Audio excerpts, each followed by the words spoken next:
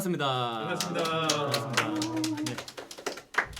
자, 이제 기말교사를 향해서 달려가 보겠습니다. 네. 예.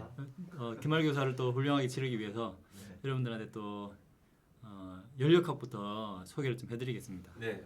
열심히 공부하겠습니다. 이제 열- 수능 특강도 네. 풀겠습니다. 이거 잘 기억하셔야 중간 기말교사 잘 보실 수 있습니다. 네. 네. 연력학에 이제 들어가기 전에 소개해드려야 될 게 많아요. 이제 저희가 사실 연력학에 대해서 사실은 거의 뭐 처음으로 본격적으로 배우는 거거든요.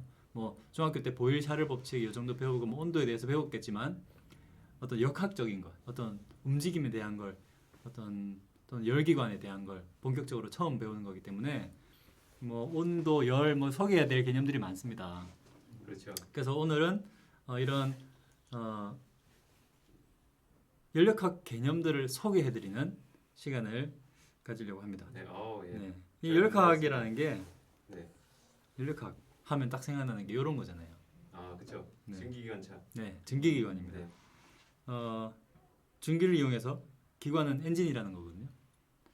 뭔가 움직이게 만드는 거죠. 네. 열을 이제 석탄을 떼가지고 보글보글 활활활활활활 뜨거워집니다. 네. 뜨거운- 석탄기가 생각나네요. 석탄기요. 예. 네, 여기를 석탄기라고 할 수 있겠죠. 여기 뭐 화실이라고 하는데 석탄을 떼면은 이제 뜨거운 공기가 파이프를 타고 굴뚝이죠, 굴뚝 네. 나가게 됩니다. 음, 그러면 이제 뜨거운 파이프가 이 물을 지나가게 되는 거죠. 네. 물이 팔팔팔팔 끓습니다.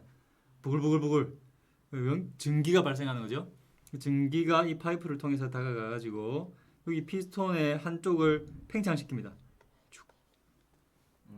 팽창을 밀어냅니다. 야! 밀어내면 이쪽에 출구가 있어요. 그 출구 쪽으로 슉 빠져나가게 되는 거죠. 그래서 끝까지 팽창하지 않고 어느 정도까지만 팽창하게 끝에 이제 출구가 있어요. 팽창을 하는 동안 바퀴를 끌어당겨서 굴리게 되는 거죠. 네. 요건데 이제 간단한 영상을 하나 보여드릴게요. 네. 영상을 보면 더 잘 이해될 것 같아요. 그렇죠. 네. 이게 막 계속 바뀌잖아요. 앞으로 갔다 뒤로 맞아요. 갔다 그렇죠. 이 소리가 지금 들어갈지 모르겠는데요. 소리는 혹시 안 날 수도 있어서 뭐 소리야 뭐 칙칙폭폭 소리 아니니까. 네, 제가 내드리겠습니다. 네, 칙칙폭폭 해주시죠. 이렇게 피스톤 안에서 이게 저희가 생각하는 좀 더 그런 단순한 이미지보다는 좀 더 복잡한 피스톤이죠. 네.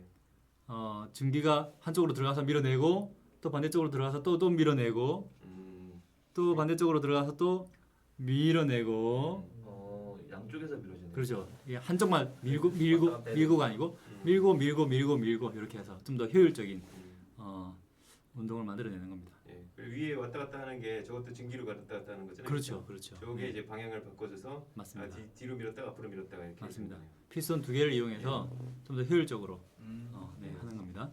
뭐 이거 연구하기 위해서 얼마나 많은 공학자들이 땀을 뺐겠어요, 그죠? 네, 그렇죠. 네, 이런 거. 이게 이제 증기기관인데 이게 이제 개발되면서 산업화가 시작됐죠. 네, 그렇죠.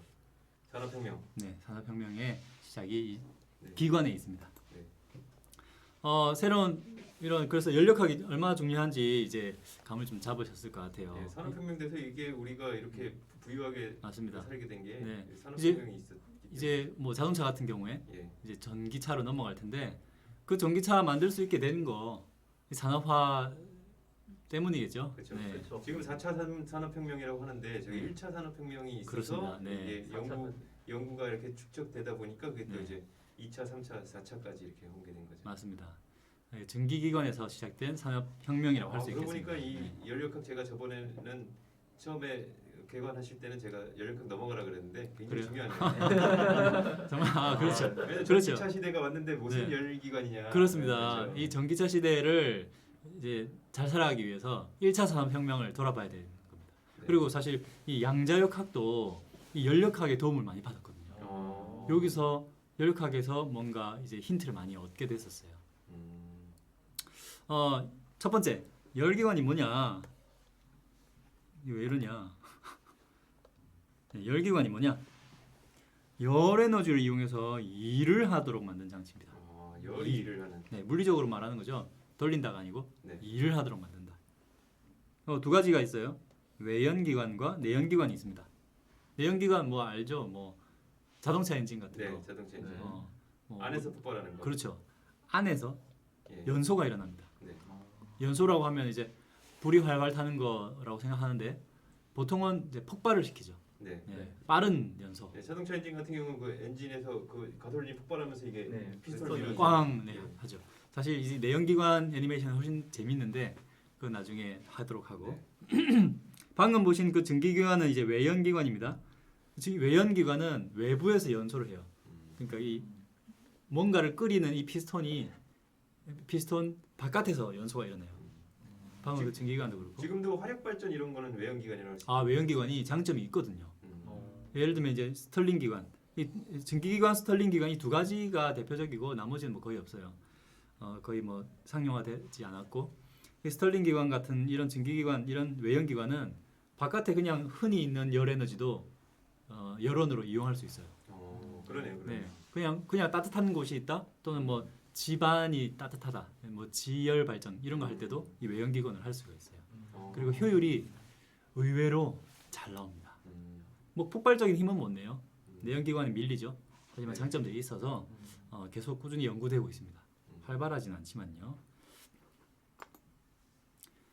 그래서 열을 이용해서 일을 한다? 그럼 열이 뭐냐? 이게 사실 제일 중요하죠. 오늘의 핵심입니다. 열이 뭘까요? 보지 마세요. 네. 보지 마세요. 보지 말고. 같은데? 열이 뭘까요? 근데 이 사실 화학이나 물리학 아주 기본적으로 할 때는 우리가 열이라는 거는 뭐 입자의 운동 에너지 뭐 이런 식으로 얘기하기도 하잖아요. 맞는데요. 네. 맞습니다. 맞습니다. 네, 맞아요. 정답. 네. 네. 너무 많이 아셔가지고.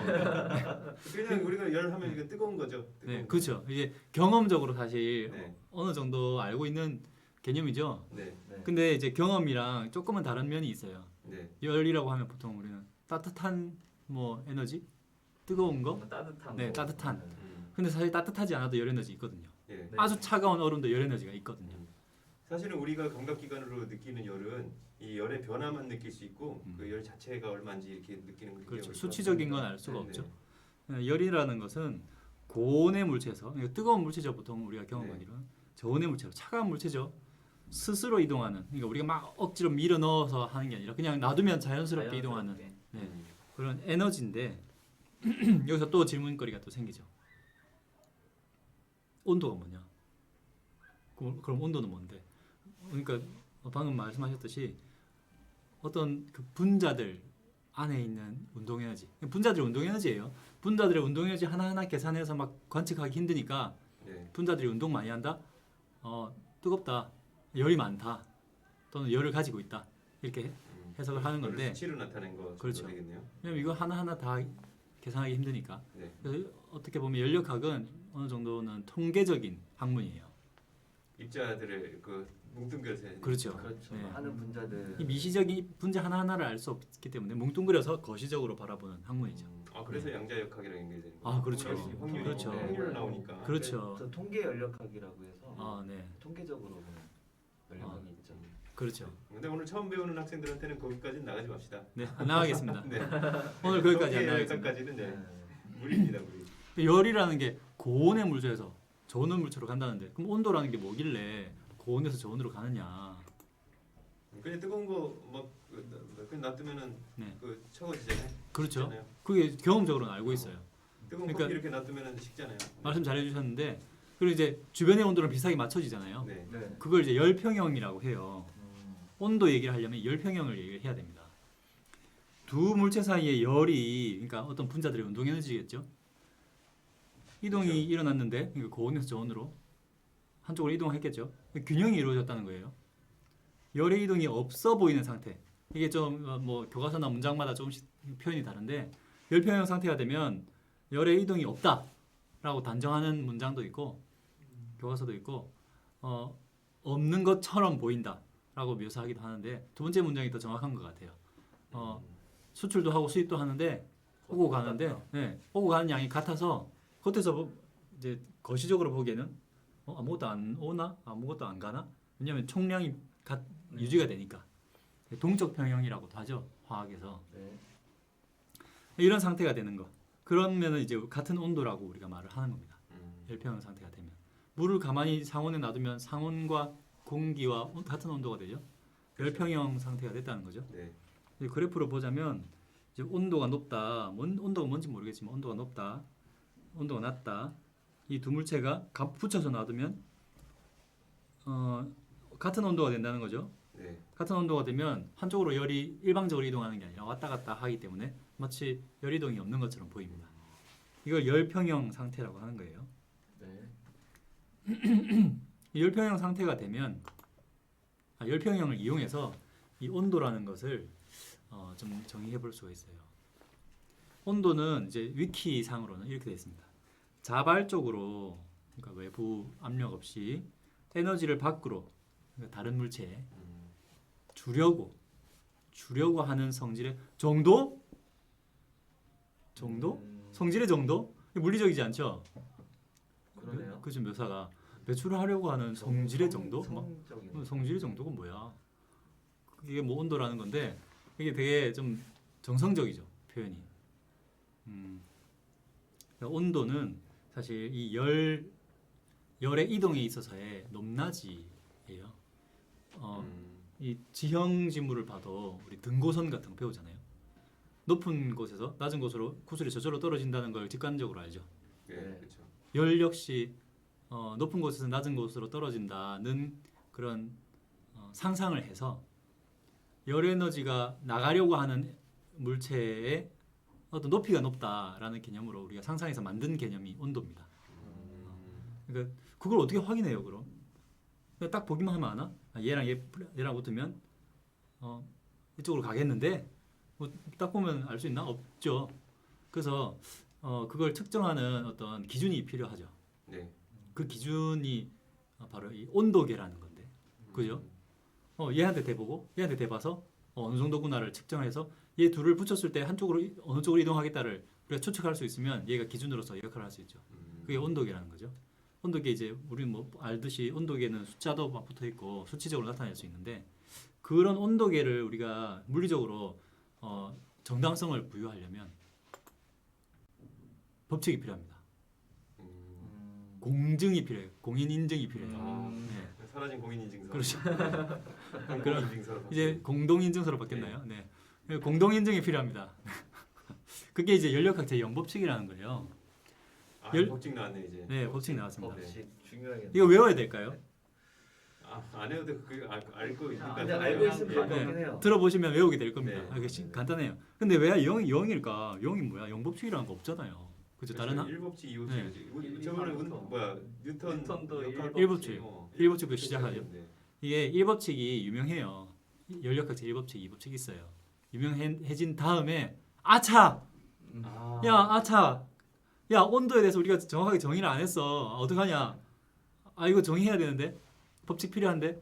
게다가 이거 정말 중요해. 가장 우선시 됐어야 되는 거야. 앞에 있어야 되는구나. 네, 앞에 있어야 돼. 1법칙보다 앞에 있어야지. 이거 어떡하지? 0. 일본 작은 숫자가 있으니까 네, 숫자는 했는 게 없잖아요. 다행이었어요. 다행히 1법칙보다 작은 숫자가 있어요. 법칙으로 시작하지 않아서 다행이야. 그래서 1법 하나씩 밀지 않고 왜냐면 이미 유명하게 쓰고 있으니까 법칙을 0으로 하자. 그래서 0법칙이 됐습니다. 만약에 이거보다 좀 더 근본적인 깜빡하게 또 생각나면 마이너스 1법칙이 될 수도 있죠. 네. 아니면 뭐 다시 하자. 다시 1법칙, 2법칙. 개정 1법칙, 개정 2법칙 뭐 이렇게 될 수도 있겠죠. 0법칙은 뭐냐면 보세요. 물체 A랑 B가 붙여놨더니 이동이 없어. 열평형이네 얘들이. 그죠?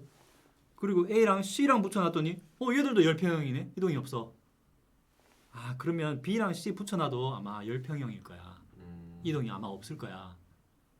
그걸 이제 법칙을 만들었어요. 해보니까 그렇다는 거죠. 그냥 붙여놓으면 온도가 같아진다 이거 아니에요, 그렇죠? 붙여놨더니 온도가 같다는 거예요. 그러니까 열평형이었다는 거예요. 네. A랑 B랑 열평형이네. A랑 C도 열평형이야. 그렇다면 B랑 C도 아마 열평형이 맞을 거야. 이거예요. 그렇다면 이때 A의 역할이 뭐냐면 A가 기준이 되졌죠. B랑 나랑 10평이야. C랑 나랑 10평이야. 너희 둘도 아마 10평일 거야. 자기가 어떤 감독이 되졌죠. 기준이 되졌죠. 얘가 온도계. 온도계. 예, 얘가 온도계예요. 음. 그래서 물을 끓였더니 100도야.